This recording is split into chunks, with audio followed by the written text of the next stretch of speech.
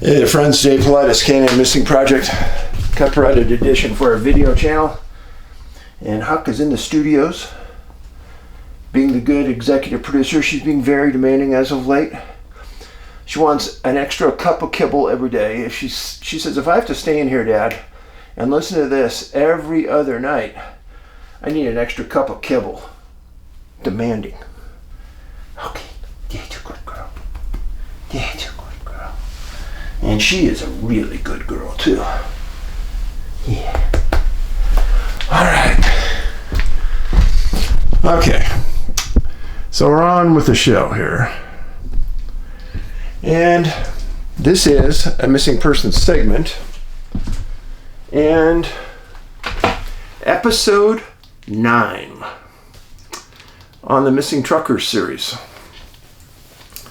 I tell you, I don't think I've ever done a series, besides the Bigfoot 20 segment series, that had as many people stirred up from all gamuts of my background. Got a really good friend who's a state director for MUFON. And he said, Dave, when are you going to drop the bombshell on these people? I said, well, yeah, let's keep this going. And he said, yeah, I can see where this is going. He goes, this is stellar. He says, this is worth a couple conference appearances for you to explain this to the world. And I said, yeah, I get that. And another friend of mine said, hey, have you heard about this trucker over here or this trucker over there? Yeah, I've heard about almost all of them, if they're current. And people have asked me, well, why don't you talk about these current cases?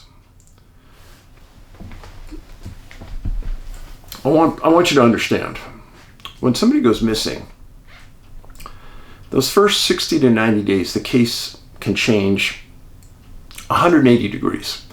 It can be looking like the person was murdered and left in a field, and it could turn out that they ran away with their girlfriend and they're living in Florida. A lot can happen. Now, I would rather wait for a case to be 60 to 90 days old before I start talking about it, because things start to filter out. Times change, investigations are more complete, more witnesses are interviewed, there's more information out there in the public spectrum, and there's less of a chance of looking like an idiot. So, I know about these recent cases. I'm waiting on them, and before the series is over, I'll definitely be talking about them, so don't worry. But there's a lot of older, but not ancient, older cases that are very weird. Are you done, Huck? Okay. You're a good girl. Thank you for coming by. You have a good night. Go out there with Mommy. Okay. See how quickly she gets bored? I really sincerely hope you don't get bored that quick. All right. Case number 1 involves a man named Bruce. Oh, here she goes. Bruce Miller, 47 years old. Went missing February 20th, 1984.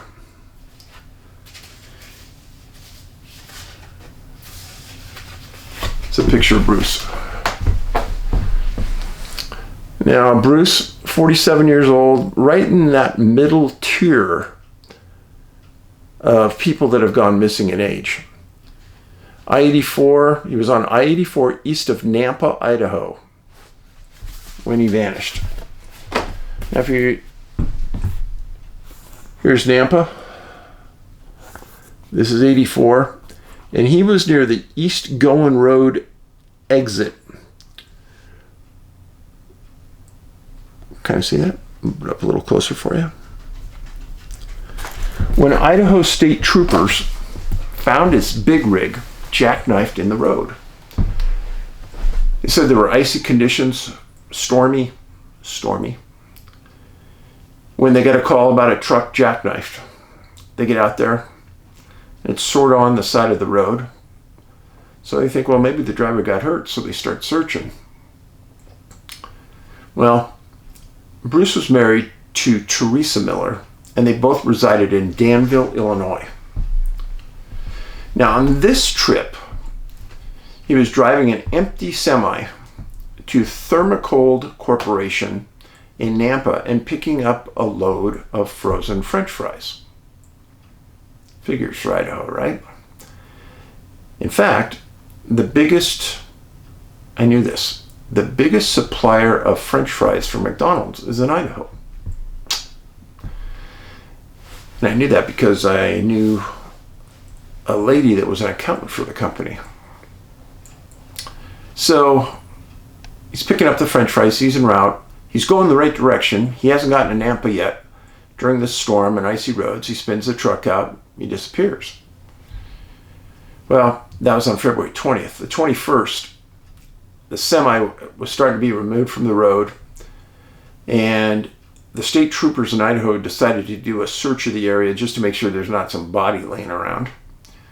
And they were concerned that maybe he jackknifed and hit somebody, and maybe it was a motorcycle or something, and drove it off the road. I don't know what they were thinking, but it was good. They did the right thing. So they spent the whole day searching the area. And they called Bruce's dispatchers for Apple Truck Lines in South Dakota, which is where he worked. Well, they checked with the dispatchers, and the day before he disappeared, actually the day he disappeared, earlier that day, he checked in with them and said he was on time, en route, everything was good, and he'd be with Thermocold the next day. Seems plausible. Everything was right. So they contacted his wife, and she hadn't heard from Bruce. And they also had her contact the son, who was a petty officer in the Navy, and he hadn't heard from Bruce. So all the important family contacts were made. Nobody had heard from him. So they even went out the next day, a third day, and searched the area again. And then searched the area between the off-ramp and the nearest services in case he tried to walk out and maybe froze to death. And in that process of checking all the local services, they were trying to see if possibly he had made a service and got a driver and got some help and got out of there. All of it was nixed. They couldn't find anybody. There were no tracks. There was no body. There was nobody at a restaurant or a gas station that had seen him. So the Idaho State Police decided that they would put out a Northwestern bulletin on Bruce to Washington, Idaho, Montana, and Oregon, trying to see if they could find him. You know what that is? They still use this by the way. It's a teletype. I know it seems ancient, but a teletype goes out to whatever police departments in a certain boundary are there. And you all get these, and hundreds of them sometimes come in a day. And depending on what it is, missing person, homicide, suspect, whatever, it goes to that different department. And they look and they say, oh, yeah. Well, Idaho police put this out. And they made a press release about it. And they said that this is a huge mystery to them. Because the trucking company said Bruce was extremely reliable. They've never experienced this with a driver. And they were more concerned than anything else. So 10 days after their truck jackknifes, March 2nd, Bruce wakes up in a ditch along a freeway in Southern California. He says he makes his way down and off the road, and he gets to an Amtrak station somewhere in LA. And as he's walking along, he sees a newspaper rack, and it says LA Times. And it said something clicked in his mind that he shouldn't be there. So he kept walking, and at the Amtrak station, he came across two police officers. And he asked them for assistance.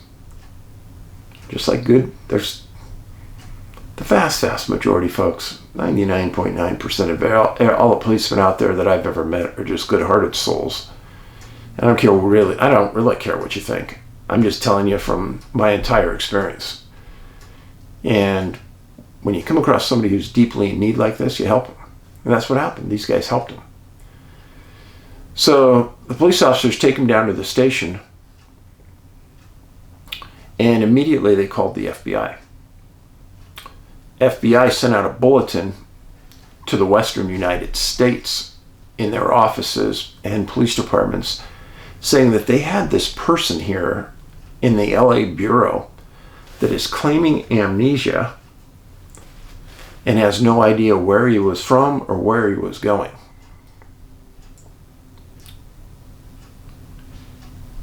The smart thing LA did here was get a hold of the FBI. And the FBI slowly started to put the pieces together. Bruce was interviewed by the press, and in the hopes that the press would get his picture and his name and his conversation out, and somebody somewhere would identify him. And he said something very interesting. He says, "Every bone in my body aches, and I have no idea why."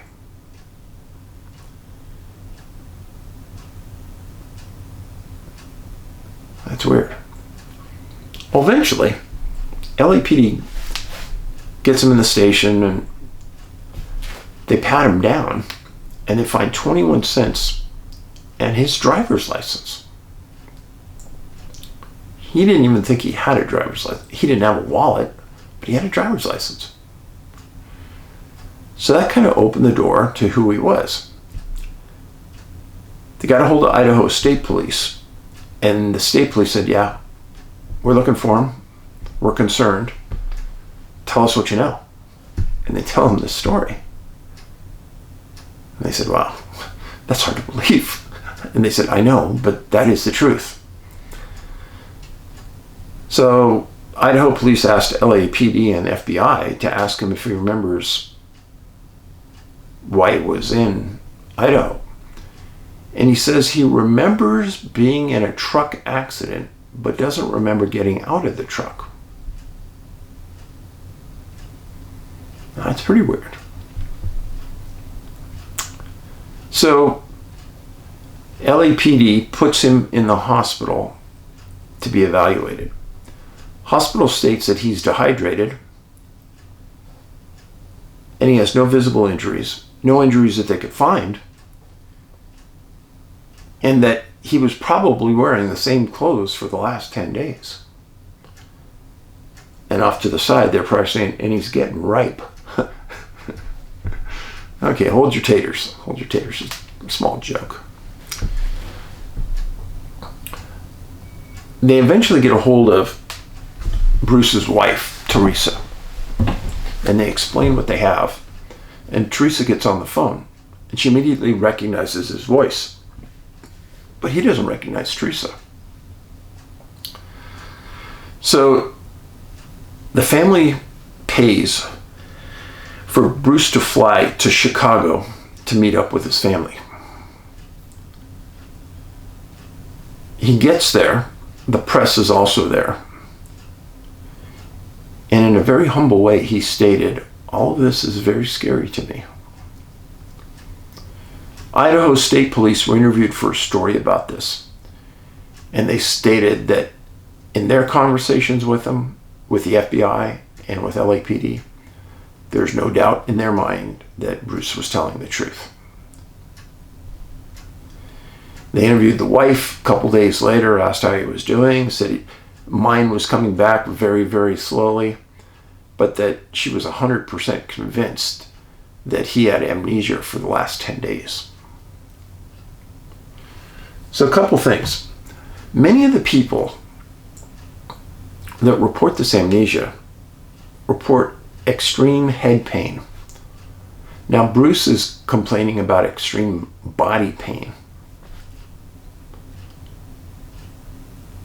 Well, my mind goes to this movie right here, Missing 411, the UFO Connection.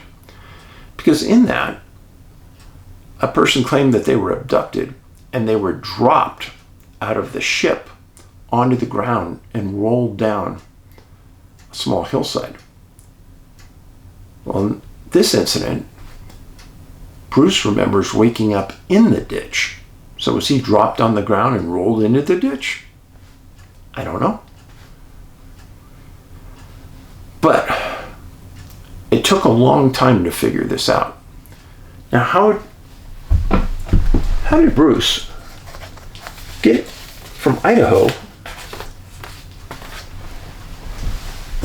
to LA? Huh? That's bizarre. That's a long ways. And another thing, these stories get national attention. And never does somebody come forward and say, yeah, I was the driver that took them, that gave him a ride across country. Never happens. Which is another strange part of the story.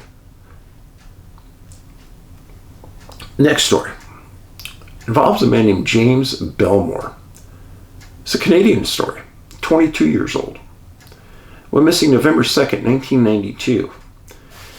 He was born in a city called Cornwall, Ontario, and he resided with his aunt and uncle in Sault Ste. Marie.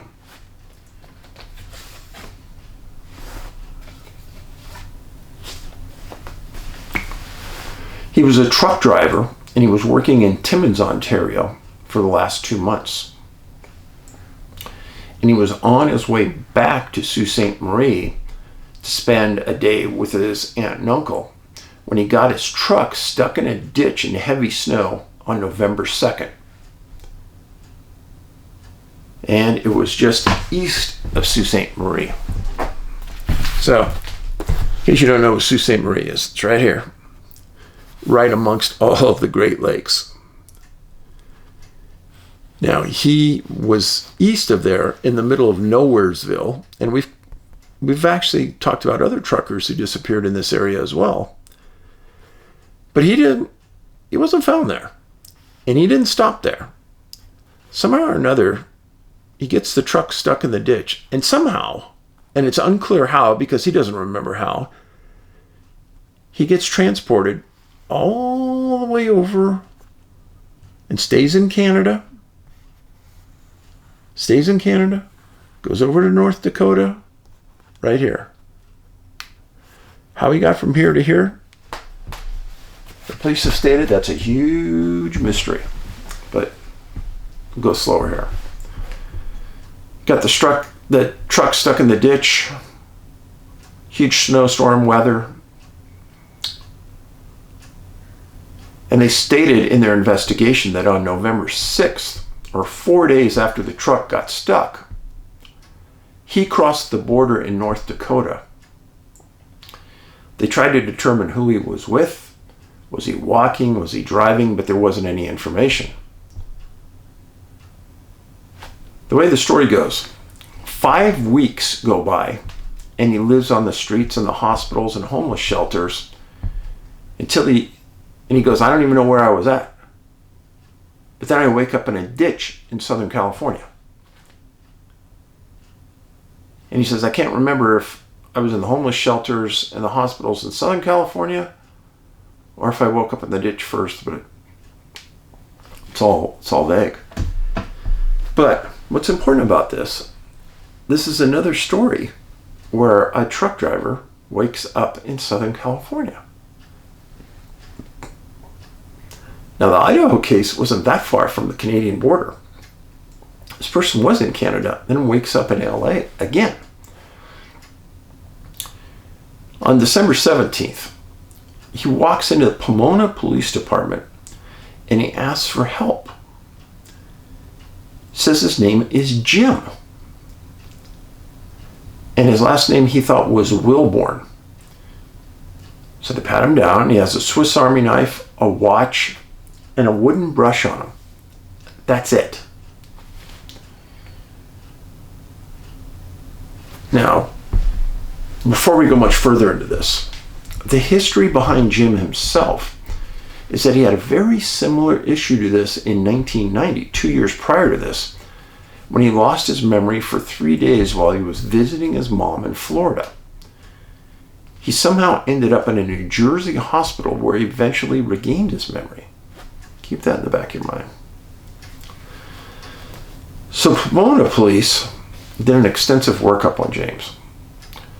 Because of his strong accent, they contacted RCMP. And then they took him to the hospital to see if he had illnesses or injuries that needed immediate attention. Well, this is Jim. Good-looking guy, young, 22 years old. So as he's in the hospital getting evaluated, Pomona comes across a missing persons report filed by his aunt in Sault Ste. Marie. And I thought about this and I said, I don't even know how they could have found that, because that's a Canadian missing person and they're way in Southern Cal. So there was some kind of great police work that got this. But I want you to look at this. This is the map. He crossed in North Dakota. He ends up in Pomona. Now there's a lot of different routes to get there. But the reality is, this is all the way across the United States, north to south. It's a fantastic journey of multiple days. And then what's the point of getting dumped back into LA? I don't understand that at all. But the police department calls the aunt. She says, yeah, this is what he looks like. This is what he... And they go, yeah, that sure seems like him. And she said, well, if you put him on the phone, I could tell real quick if it's my nephew. So they get Jim on the phone, and within a couple minutes, she says, oh my gosh, that's my nephew. Police ask Jim, do you recognize your aunt? He goes, no. So just prior to this conversation, and just before he was identified, the police again allowed him to be interviewed by the press because they want this to go all over the nation. And they asked Jim, how do you feel? What do you think about this? And he goes, I feel like I'm going to lose my mind. This is surreal what's happening to me. Right? And I go back to this, folks. Remember, these are real people. This isn't some fictional story Dave wrote up. These are people's lives. Imagine wiping your mind clean and being on the other side of the United States not knowing anybody. How you got there.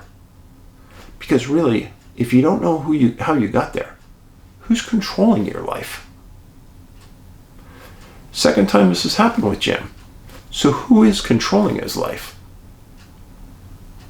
What is controlling his life and why? So they talk to the aunt, and the aunt's husband, Jim's uncle, says, hey, I'm going to fly to LAX. I'll get my nephew, and then we're going to fly him to get medical treatment in Toronto. Everybody thought that was a good plan. Uncle comes down. It meets Jim.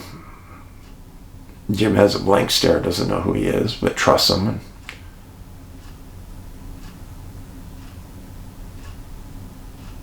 eventually gets to Toronto, and he goes into treatment. There was no word on how he did on his recovery. Did a big search, nothing. But police stated in follow-up work that this is their word, it's very foggy how Jim got from Ontario to North Dakota and then into a ditch in Pomona. Without his Canadian accent, there's a good chance that Jim would have never been ID'd. And let's talk about the 2 months he worked in Timmins. I thought that was pretty interesting because if you follow my work, there's several people missing in Timmins under very, very unusual conditions. Several of them are berry pickers. Never found.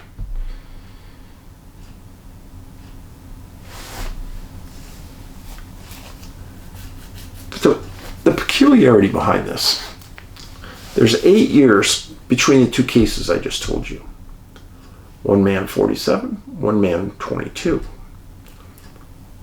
Both in relatively good health.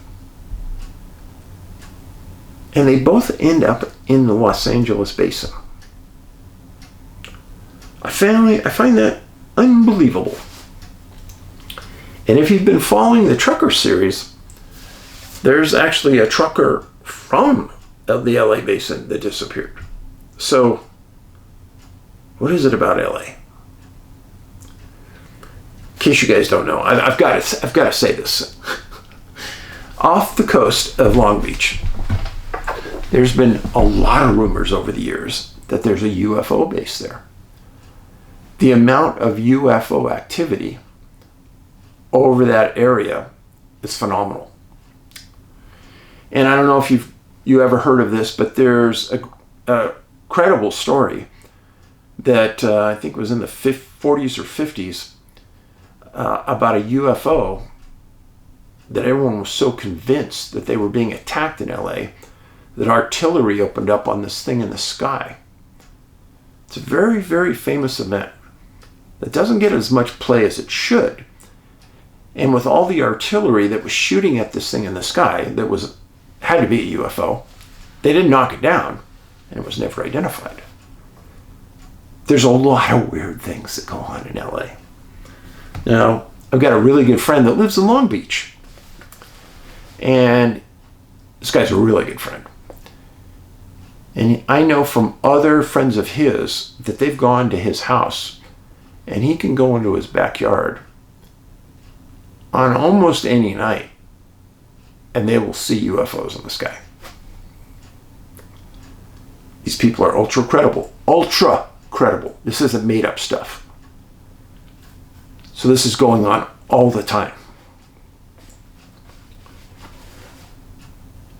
Now, I hope I'm not boring you guys. I've gotten a lot of good feedback on this.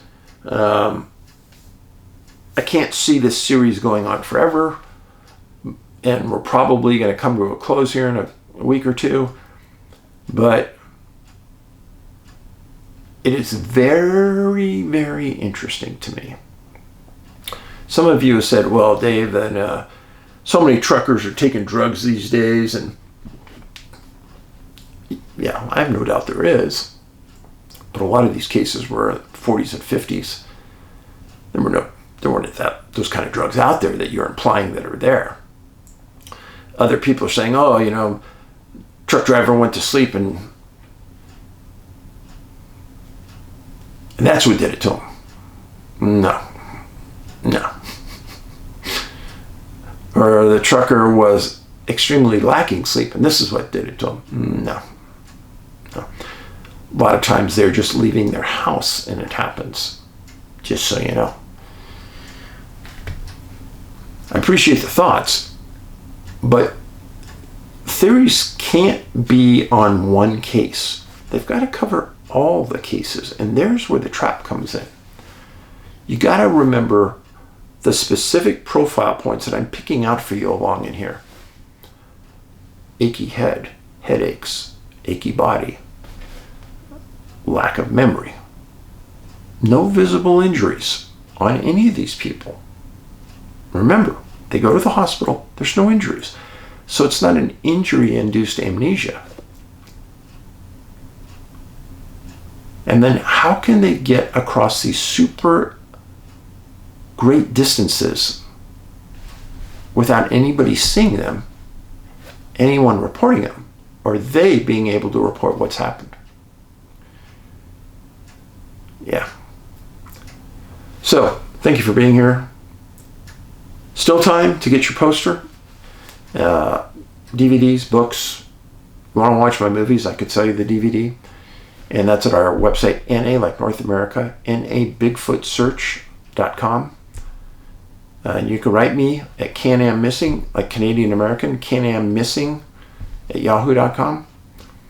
And make sure to follow us over on Rumble, David Paulides, Missing 411 Factual News. I'm there. Thank you. Please put this on your social media. Give it a thumbs up. And I'm looking forward to your comments. Paulides out.